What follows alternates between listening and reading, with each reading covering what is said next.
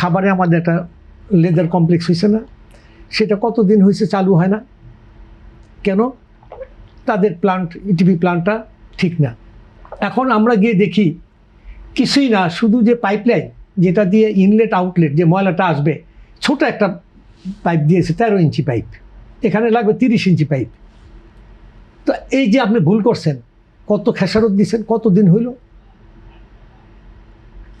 এই জন্য বলি যে আমাদের পরিকল্পনা, সবাই আমরা কাজ জানি, মানে আমার উপরে কেউ কথা বলতে পারবে না, আমি যেটা বলবো সেটাই করতে হবে, এই হচ্ছে আমাদের নেচার। এখন এই যে পাইপটা, এখানে কোনো পিপ দেয় নাই, একটা জায়গায় কোনো পিপ দেওয়া হয় নাই যে কোনোখানে ফিল্টারেশন করে যে ওখান থেকে কিছু করবে। এই যে ভুলগুলো করে আপনি, এই যে প্ল্যানটা কত বছর ধরে পড়ে আছে, ওই সরকার কোনো পদক্ষেপ নিছে?